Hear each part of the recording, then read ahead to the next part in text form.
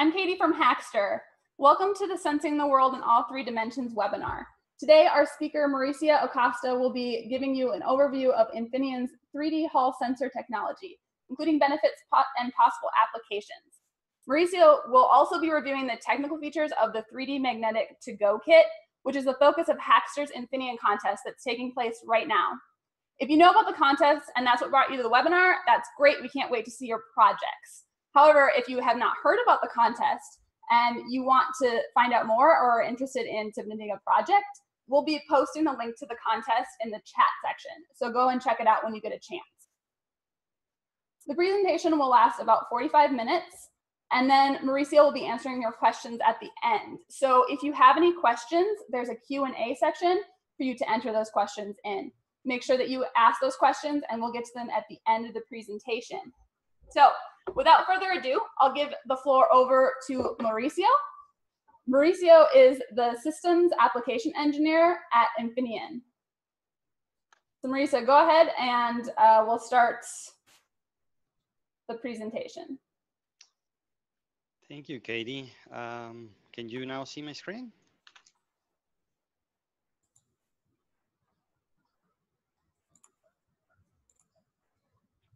Right. Katie, can you see my screen now? Yes. I believe so. Okay. Thank you. Thank you for the introduction. As Katie mentioned, we're going to be talking about our TLX 493D family of sensors. It's a 3D magnetic Hall sensor family, actually. We have several options, and we will be discussing the applications, the technical features, and hopefully we can give you some good hints for your next project. So this is the agenda. We're going to be discussing the principle of these sensors, how we are able to measure several things, movement, linear movement across 3 dimensions, three different planes that are orthogonal to each other, what the benefits of doing these implementations are. And then we will touch some discussion about the market for these 3D sensors. It's a new idea, it's a new concept. It's not a straightforward implementation. So what we want to give you is some examples on where we have seen these sensors being used, as well as the details on the applications. Later on, we will discuss the technical features. So we will go into the details about what makes different in terms of voltage, currents, and sensing capabilities about these devices. And then we will give you an overview, what options we have, what products are available. And last, we will tell you about the tools that we have available for these devices.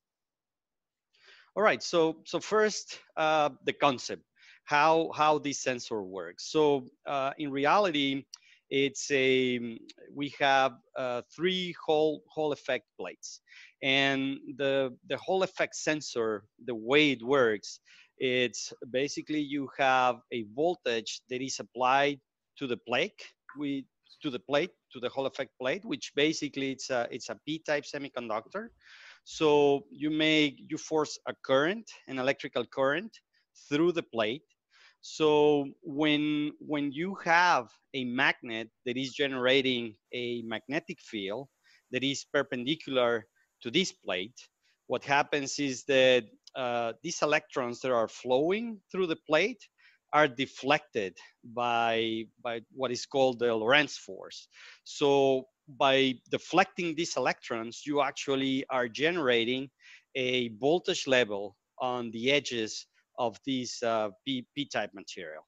So this voltage that is generated here on these 2 ends of the plate are basically a voltage that is proportional to this magnetic field that is perpendicular, at least the component that is perpendicular to this plate. So that way you can have a measurement converted to voltage of this magnetic field that is nearby this plate.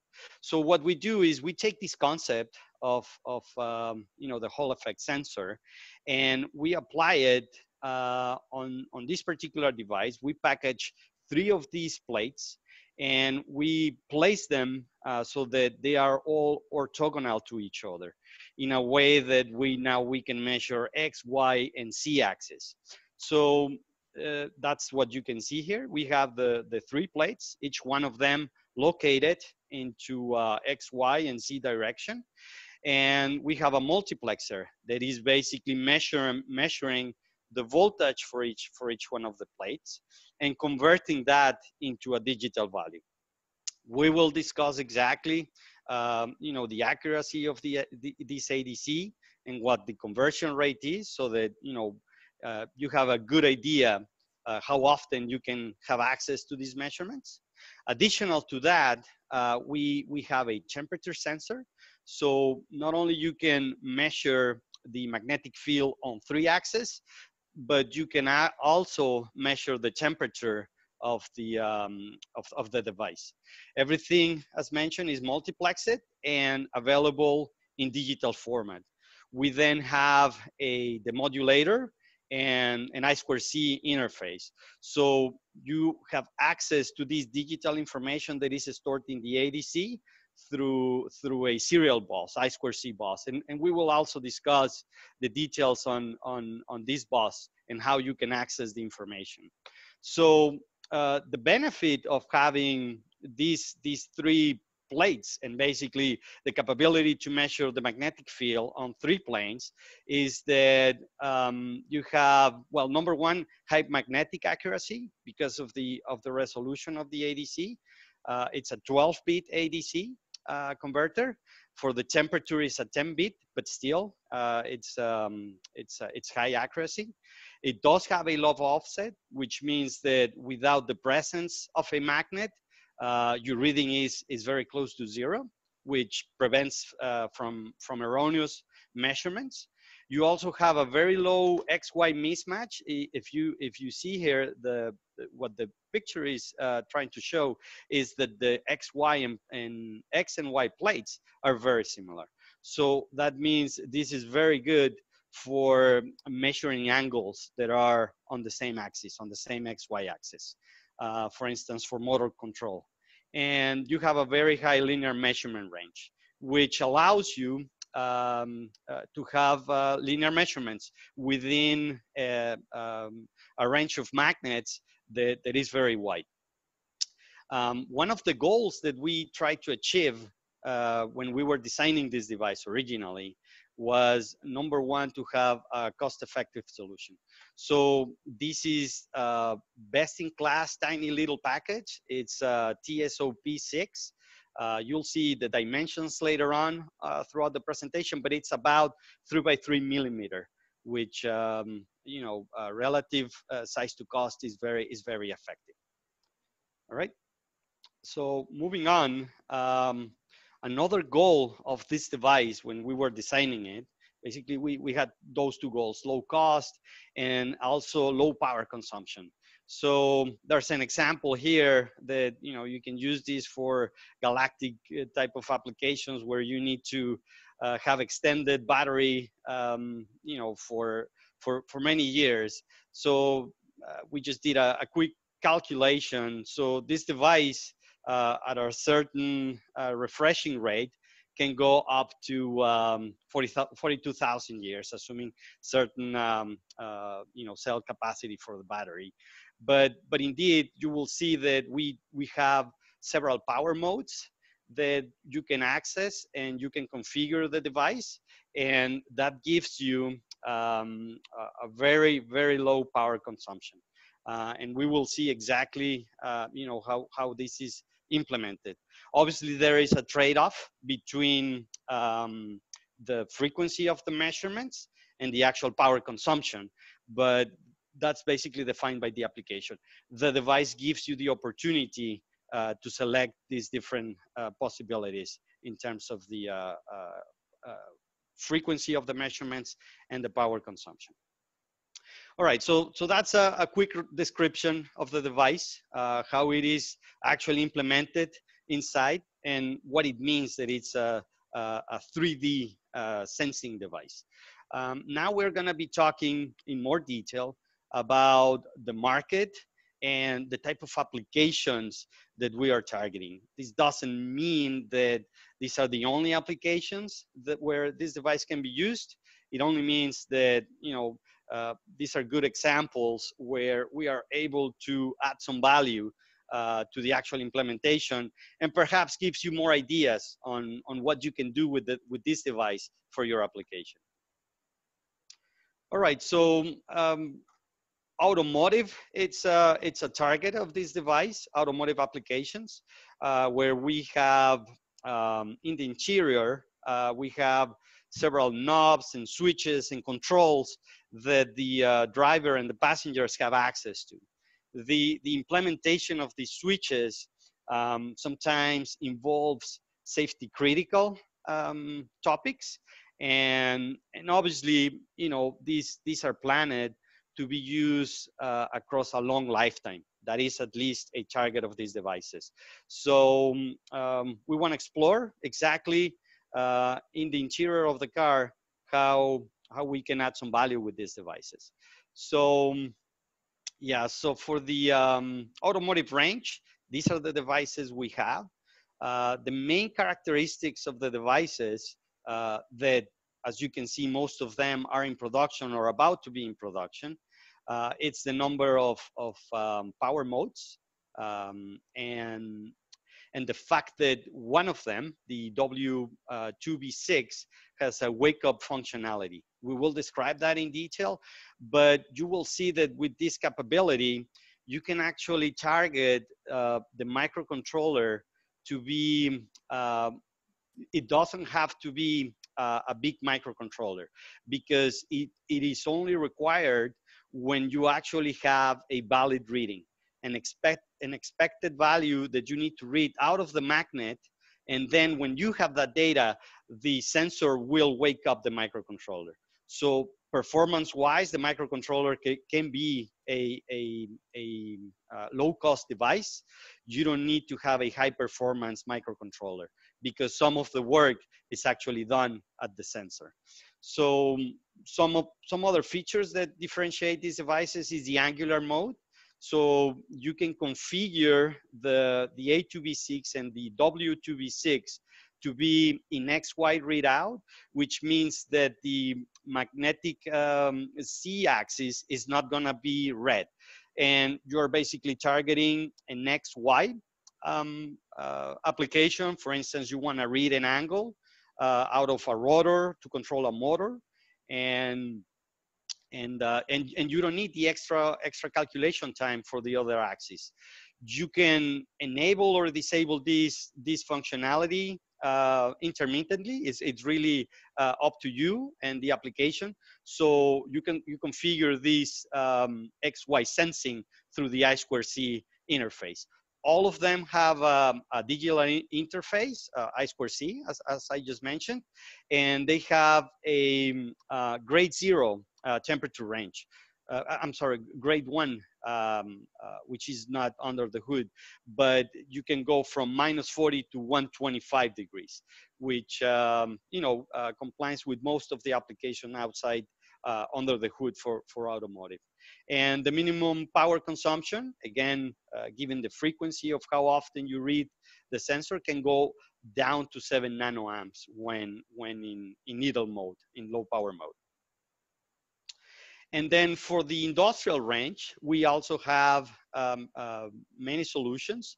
As you can see, the characteristics are different. Now, the temperature range is much lower. Some of these applications don't require or don't have the harsh environment that you find in automotive. So we have options there. They also have a very high magnetic field range. So you can go from -160 up to 160 for some of them. The frequency, it's in most cases higher than the one you can find with the automotive products. And I'm talking about how often you are reading the device. But for most applications, this is enough, especially in the industrial arena. You can also configure these devices in angular mode so that you only read X and Y for angle calculation, for instance. And you don't have the wake-up capability that we're going to be discussing later on that you have with the W2B6. But still, this can be good options for your industrial application. All right, so we are going to talk about specifics of, we're going to focus on automotive applications, and you will see how with these devices you can actually increase the efficiency in terms of cost of your overall module, and actually you can increase the functionality in terms of safety. So let's start with a gear lever. So a gear lever, state of the art. It needs to use up to 16 switches, or you can use, like in this example, 8 switches. There are dual, but bottom line is that you need 16 positions and 16 switches so that you make sure that you know exactly the whole range, the whole linear movement of the lever across. So that is state of the art that we find on the market. Some of the requirements, you can find them there in terms of the distances that need to be covered. Obviously, the disadvantages of this implementation is that you need a very high number or relatively high number of sensors, and you need that PCB area. You need the actual PCB area that has a cost associated with it. We are able to replace these 16 switches with simply 2 3D sensors. We have application nodes where we address similar topics, where you don't only have exactly an XY movement, you also have a little bit of a height movement when you are moving the lever, you know, kind of like in a circle. So you have the XY, but also a Z movement. So we have applications nodes that address, for instance, a joystick movement. You have access to those application nodes, and we do a similar implementation. So with just 2 3D sensors, we can replace all these 16 Hall effects switches. Now we have diagnostics possible, because now we can talk to the device through the I2C bus, and we can understand whether or not, you know, this sensor is still functional and it is working as expected. We also have functional safety concept. In automotive, it's a concept that is now implemented and required by the OEMs, as they want to make you know, the cars safer and more prone to fails. And basically, I'm not an expert on functional safety, but just to give you a quick idea, in functional safety, you have certain safety goals that you need to accomplish. For instance, you wanna make sure that when you want to drive forward, so you place the lever in the D position, actually the car goes in forward and not in reverse. So that could be your safety goal, and for that, you will have a safety function that you're targeting. In this case, it will be, you know, reading correctly the position. So these sensors, by implementing this solution with 2 of our sensors, you can have that redundancy that will tell you for sure that the position that you are reading is the correct one. So by achieving that, you're achieving your safety function that eventually will give you, you know, a path to your safety goal. So ACLC, up to a ACLC system is achievable. The different levels are calculated based on the severity, the controllability, and the exposure that you have. So this device can help you with the exposure and the controllability aspect of the ACLC implementation. And also, because of the high magnetic field that this device can read, the stray fields can be discarded, because usually you're expecting a very high level. So this switch, I mean, this sensor allows you to implement that with a big magnet. And if that's not possible, you can, since you have different dimensions where you are reading the same magnet, you can have the differential measurements and basically figure out when you have a magnet that is not intended to be there. People, use magnets in their keychains or toys that they can place near the lever, and to avoid an erroneous measurement of a magnet that you're not expecting, you can actually eliminate that with this sensor. So that's an example. As you can see, we provide additional functionality and a better cost performance of the overall device. HMI switches, so human machine interface switches. For instance, a car where you have rotary, uh, um, encoders with switches where you need to turn on the volume or turn on the AC. You need those rotational devices. So the usual implementation is through an optical encoder so that you can change the rotation. Usually these are intended for 360 degrees, but also you have a push function. So you have the X, Y with the rotation, and then you have the Z axis when they push the button on the knob. So the disadvantage obviously is the abrasion. So frequent mechanical contactability wears out these knobs. So these switches are intended for a certain lifetime, and sometimes implementation is not possible with for that intended lifetime because of the wear out.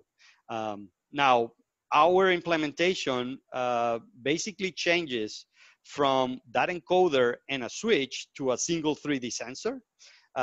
Again, you have diagnostics. You can test the device because you have a bus that you have access to, and you can talk to the sensor. You can also implement the functional safety aspect.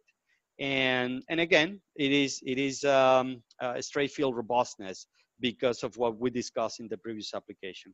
It does have I2C as mentioned, so it is far superior than the optical encoder and switch implementation, where basically you don't have any feedback. All right, another example is a turn signal indicator and the light switch. So as you can see, the same thing. You have abrasive contacts, mechanical, that create wear out eventually because of the use. And by replacing this contact, abrasive contacts with our sensor, we get rid that of the wear out of the device. We also have diagnostics, and obviously it makes the system much more reliable overall. If you implement this solution with two of our sensors, you actually can reach HLD levels for functional safety. So it's a much cleaner implementation and cost-effective solution using our 3D sensor. Talking again more about HMI switches, more rotary switches, state of the art. You not only need the rotation, but also need the pull switch. So same thing, you have X, Y movement and Z movement. Same thing, wear out, and you can implement with just one sensor and replace the whole encoder with the switches. Multi-function knobs, for instance, where you don't only have one push button, but you can have 4 push buttons besides the rotational functionality. These are extremely complex. Mechanically speaking, the assembly of these modules is very complex. As you can see, there are many mechanical steps. They have many push buttons, encoders that need to be placed physically near the knob, which makes it, an expensive implementation. So That's the main disadvantage. Very, very complex mechanical assembly. So we can replace 6 of these sensors just with one 3D sensor, because again, we can measure X, Y for the rotational movement, and the Z for any of the push buttons that are implemented on the knob. And with this, we also address the functional safety concept for SLB. The steering wheel control, for instance, you know, similar situation. You need to measure when this lever moves in terms of position, but you can also turn it. So as you can see, you have 3D movement, and you need optical encoders if you want to do it the traditional way. We can also address this application. So as you can see, there are many ways where you can implement this. This is what we have seen with current customers, but it's just to give you some ideas, you know, how you can use our products and the advantages that we can provide, especially, you know, targeting the cost and the assembly complexity, as you can see. All right, so let's talk about some of the technical features. We were talking about frequency and update frequency, how often you are reading the magnetic field that the sensor is capturing and basically has available in the ADC. You can change the frequency. The default one, when you turn on the sensor, is at 11.5 milliseconds, and it takes about 150 microseconds to do the readout of the magnetic field. So yeah, if you calculate the you know, the power given the frequency, you can actually achieve an average power of about 46 microamps at this rate, using specifically that A1B6 sensor. However, if you increase, I mean, if you decrease the frequency, so you do it less often, and perhaps your application does not need to be updated that often. It really depends on what you're trying to control. But if your application can wait, you know, 1 second or many seconds, then your power consumption goes down dramatically, even, you know, talking about nanoamps. And these are just some example calculations that we have. And that was one of our goals, to have a very low power consumption device. So again, depending on the update frequency, you can achieve these power consumption goals that are really aggressive and great for you know, battery savings goals. Okay, so the way it works, you can, and we were talking about the microcontroller and how you can implement this reading of the magnetic field with a low-cost microcontroller. So the microcontroller initially does not to be polling the sensor. The sensor is gonna be sending an interrupt signal every, depending on the frequency that you define.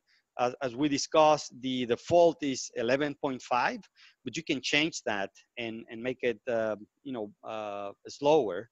So every time you get a reading at the frequency that you define in one of the registers of the device, you will get an interrupt at the for the microcontroller. And then the microcontroller can start the I2C communication and read out, you know, the values of the 3 magnetic fields that are stored in the device, as well as the temperature, since we discussed at the beginning. So you can do that implementation with our A1B6 and W2B6, but with the new W2B6, additional to that, you can actually do a wake-up corridor concept. So you have a range, this wide range. These are magnetic field magnitude. That's the y-axis. So when the sensor is reading magnitude values of the magnetic field within this wide window, it will not generate an interrupt. So that means only if you surpass a certain level of that magnetic field, meaning that that's when you actually found the magnet that you were looking for at the position that will trigger something in your application. Only when you reach that level is when you will have an interrupt at the microcontroller. So this makes the system much more efficient, because the microcontroller is not only not polling, is not even interrupted when it doesn't need to be interrupted. The microcontroller will only make the calculation and the reading of the magnetic field when it is actually needed. And on top of that, you can change this corridor and make it different, so that you can, on the fly, through I2C, change the corridor so that it only interrupts you when you are outside that window that you define, and you can do it on the fly, as I mentioned. So you only get interrupts. You don't get the interrupts here, but only outside that window. So using these dynamic thresholds, you find, or you're targeting any movement over a specific uncertain limit. For instance, you can have a sequence of movements that you're expecting, and the microcontroller will only wake up if you find that sequence of movements where certain distances will be changing throughout the sequence. So additional capability, and a little bit of explanation why we mentioned that a lower capability microcontroller, meaning a lower cost microcontroller, can be implemented with this device. Okay, so talking about the whole portfolio, these are the options that we have. As you can see, the parameters that we look for among the different devices in the family. It's number one, the magnetic linear range. That means what kind of magnet you need and up to what levels you have. In all of the cases, the magnetic field is expected to be high. But we have also options where that's not the case, like A1B6. So you can have a lower cost magnet, for instance. The resolution, we go down to micro Teslas because of the 12-bit ADC that we have. And then the offset, as we discussed, the magnetic field reading when there's no magnet near the sensor. And then for angle sensing, the drift or the mismatch between the X and Y plates, it's at about 3.5. So we have application notes addressing angle measurements, but it is related to this parameter, the XY drift. All right. Then some of the other devices, characteristics and parameters that we look for, if you have a fast mode or not, low power modes. As discussed, only the W2B6 implements that corridor window for the low power mode, which is the most complete one in terms of power consumption and performance on the microcontroller, and it's the wake up capability. We also have different implementations for I2C. We'll see the differences, but pretty much is 1 or 2 bytes implementation for the I2C. And then you can also, since you have the I2C bus, you can implement networks for the sensors. So you can, from the microcontroller, talk directly just to one sensor, or you can have a network of them. So the nodes or the sensors in this case need to have a particular address. So we offer the possibility to have the address already pre-configured in the sensors. And we also offer the safety features that we discussed that is defined by AEC. Okay, in terms of the temperature range, there are some that are intended for industrial, and some others, as we discussed, for automotive range, which is grade 1, -40 to 125. And then the current consumption is pretty much the same across the board from all of our devices. As discussed, all of them come in the TSOP6 device, SMD, and it's about 3 by 3 millimeters, which is a pretty small package. Now, talking about the SPI, it is selectable. You can do 1 or 2 byte protocol. It conforms to the fast mode specification, which is 400 kilobits per second. And the difference between the 1 and 2 byte, it's pretty much if you're talking directly to one sensor or you have a network of sensors. So for instance, for the 1 byte, this is an example on how to read the sensor. You always have the microcontrollers as master. So you will, in the address byte, you will have the register address that you want to read. And then you will get as a response the particular value at that address. So that's the 1 byte read, for instance. And then for the 2 byte, this is useful when you actually have a network and you have several nodes that you want to talk to. So basically you want to probe a particular device that has a certain address. So the first byte will have the address of that sensor. And then on the second byte, you will have the actual register that you want to read from that sensor. And then the actual value that you're going to be reading from that particular register. So that's why you need the 2 bytes, because you want to enable a network of sensors. Okay, just a quick product overview on what the timing is for these devices. As you can see, we have samples for all of them available, and yeah, you can order them and start playing with them. Most of them are already released. There's only one, the A2V6, that is pretty much about to be released. We have a 1 month delay, but basically, this quarter is going to be ready. So yeah, you have many options, low power options, wake up capability, as we discussed. And as mentioned, you can have, for this device, the W2B6, a predefined address for the I2C bus.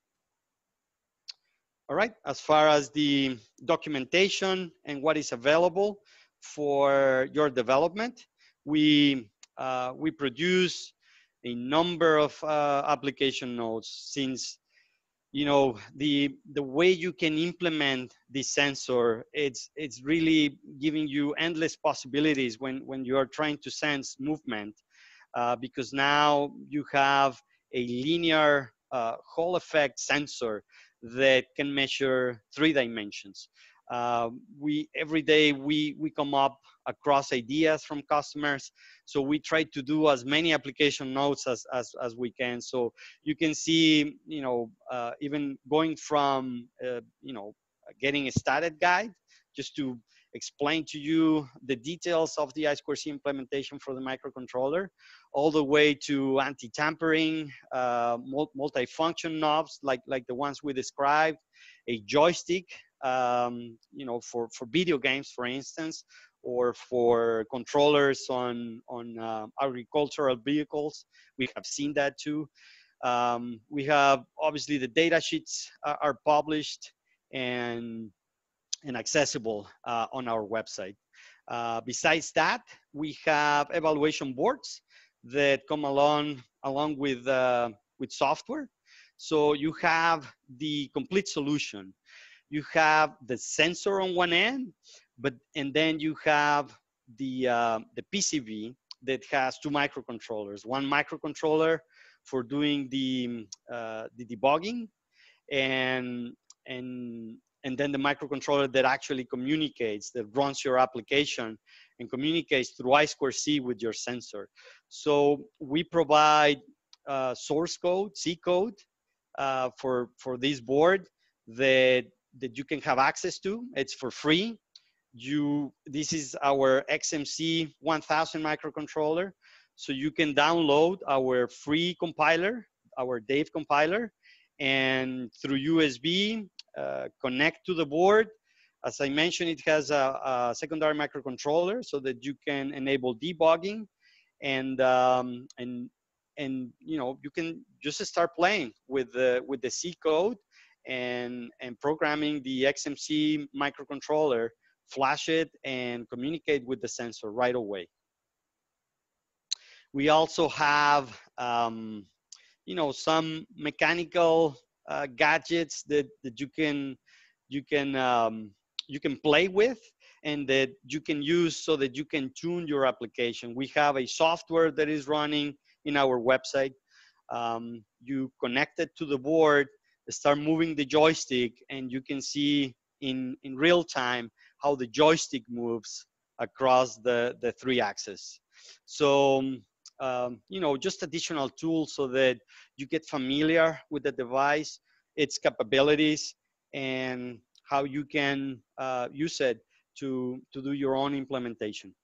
So yeah, hopefully these are valuable tools for you, and as we come along and find more applications, we keep developing more and more application nodes and development boards. So that's the material I have. I hope I covered most of you know, the questions that you have about our sensor, and now Katie, we can perhaps open the session for questions. Great. Yeah, let's go ahead and do that. So let me see. One of the first questions we had was, can you measure the angle of a rotor with this sensor?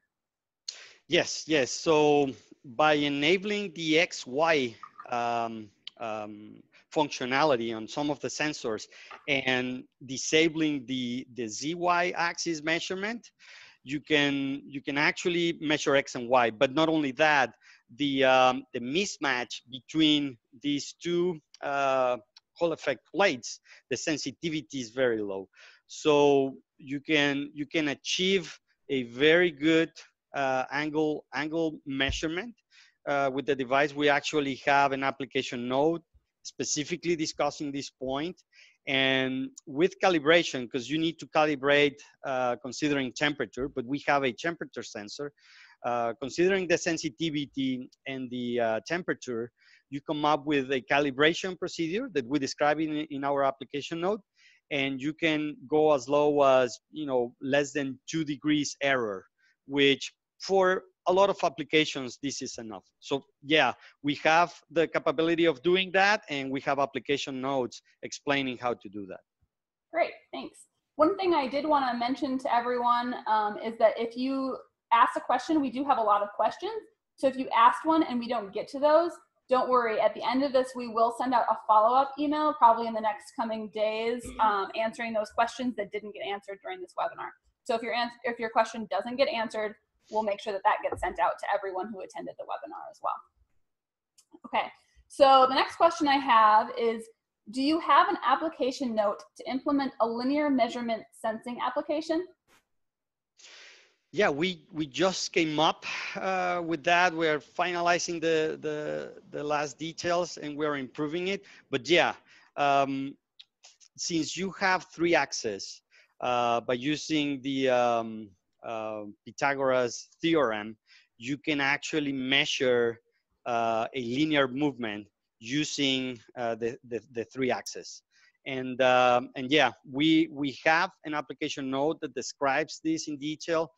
There are some accuracy concerns, and the range of that linear movement, it's limited. But yes, you can implement a linear movement with this device, and we have an application note for that. Great. Do you have functional safety documentation available for any of these sensors? Good question. For the W2V6, we will have the documentation available. We don't have it as of today. These are very complex documents, and in order to achieve the ASIL levels that we discussed, you need to have the device designed according to these specifications from the beginning. And as you design and do the implementation of the device, you need to document all of this. And it's a lengthy and cumbersome process, but eventually we will have for the W2V6, we're targeting about 4 months from now, the documentation available. Great. Can you drive the I2C bus faster than 400 kbits per second? The fast mode specification for the I2C bus defines that speed, 400 kilobits per second. But yeah, the device is specified, at least the I2C driver is specified up to 1 megabit per second. So it is possible, yes. Great. Okay, the next one I have is, are there any examples of how to communicate via I2C, for example, using Raspberry Pi? We don't have it particularly with that tool, but as I mentioned at the end of the presentation, we have our kit to go that implements our 3D sensor, and we do provide C code that will run on that microcontroller. That microcontroller is an XMC 1000 microcontroller from Infineon, but you can take sections of that code. It is C code, it is portable, and just by modifying the low-level drivers, you can implement those functions and compile that software for different platforms. So yeah, you can extract the I2C driver from that code that we give out for free. Great. Okay, there's one that says, how do you fight with situations when other magnet is in range and stronger than the one that you are using for measuring?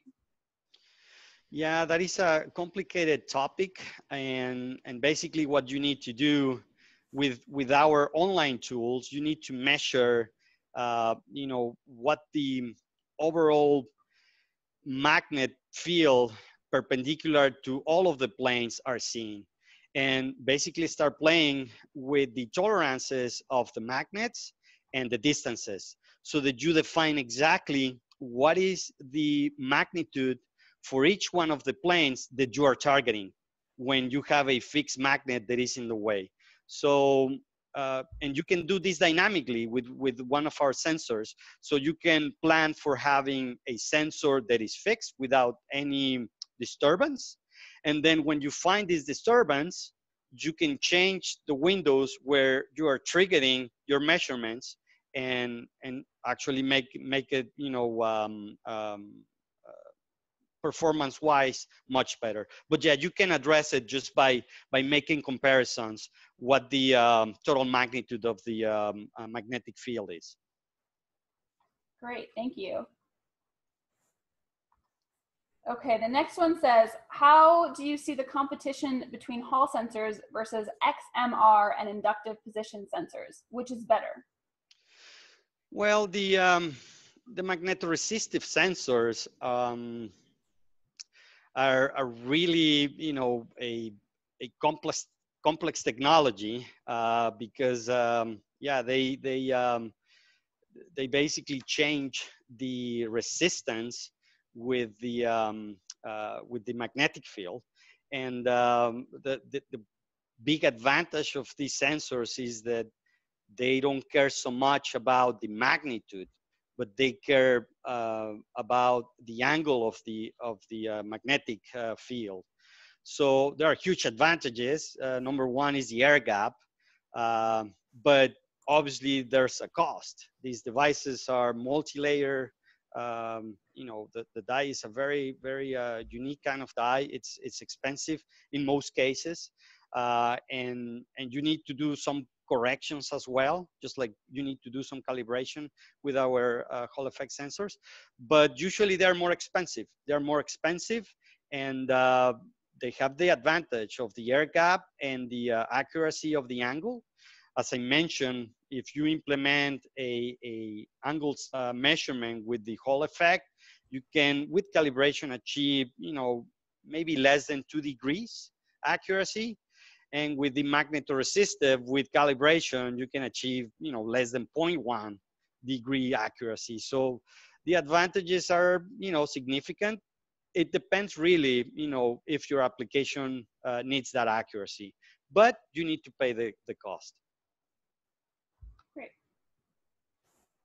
So this is similar to, I think, some accuracy questions that you may have just answered, but how accurate can a magnetic sensor distance be measured? So what distance can you measure those? Yeah, in the linear measurement application node that we have, we talked about that. And if I remember correctly, the implementation we do in that application node, it's about 0.1 millimeter. But you can make a reference to the application node and see exactly how we do the implementation. There are several approaches we try, at least 3 different ones, and you know, each one of the implementation has advantages, and one of the topics that we discuss on each implementation, it's the linear distance that you have access to. So yeah, I invite you to look at the application node, and perhaps we have the solution for what you're looking for. Great. I had some questions about resolution, so I'm going to put them both together. So what would be the resolution for the position sensing, and is there a way to increase that resolution? Yeah, so it comes down to the same question. It is discussed in the application note, but definitely a major factor that is discussed in the app note, it's the strength of the magnetic field. So the bigger it is, the more accurate you can be with the measurement, with the linear measurement. Okay. Is it okay to use other microcontrollers with the sensor for the projects? Yeah, I mean the I2C, it's the interface that you use to communicate with the sensor. What we are providing with these tools, it's with our XMC microcontroller, but like I said, it's C code that you can use for other compilers. You need to change the low-level drivers, obviously, but the core of the examples that we have should be a good you know, basic starting point for your development. We had some questions about how to get the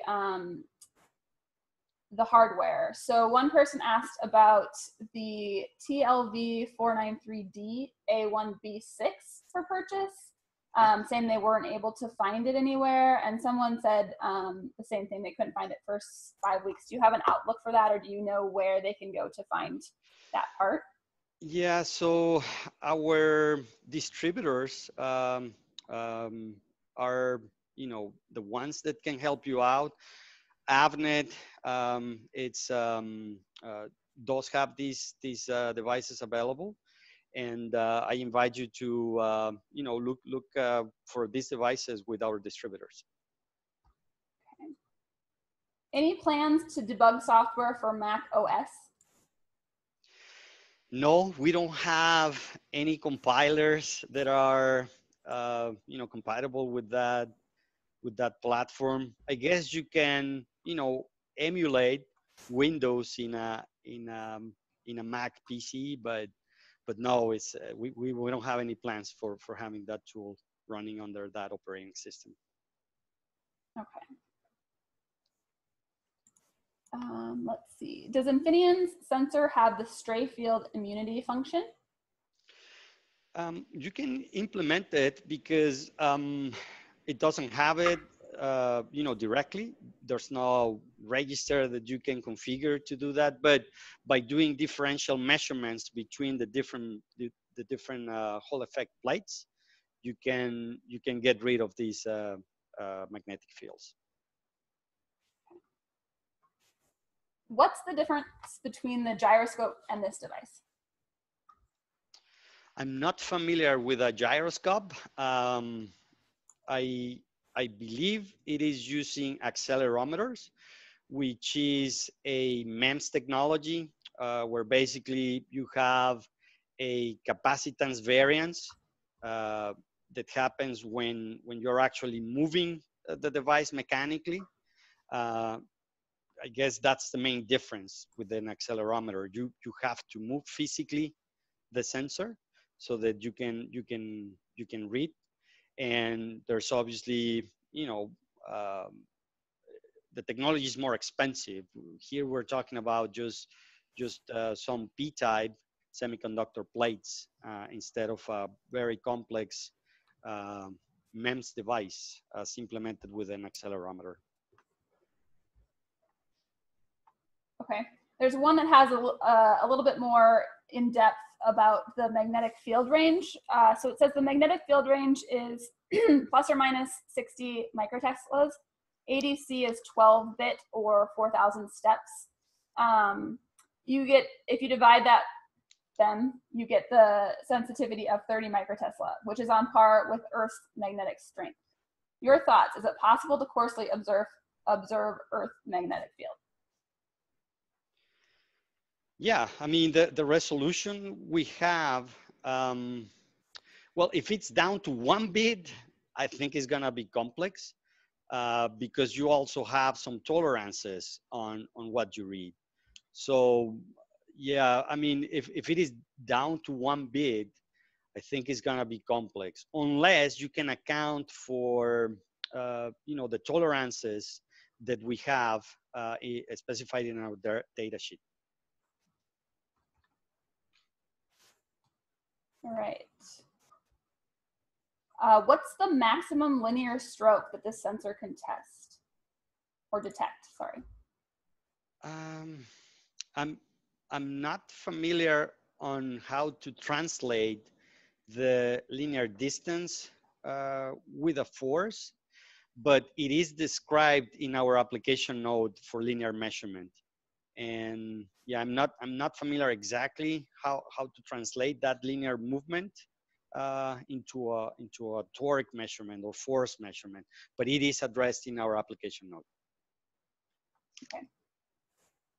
In angle mode, how is the accuracy of these sensors over time and temperature? Yeah, that is a big problem, especially with temperature. So you do need to calibrate before when you are manufacturing the device, you need to calibrate. So definitely the sensitivity, because we also have a drift in the parameters for the sensitivity between the X and Y plates. So you need to, number one, calibrate for that sensitivity changes, which is low, but still you need to compensate for that for each particular sensor.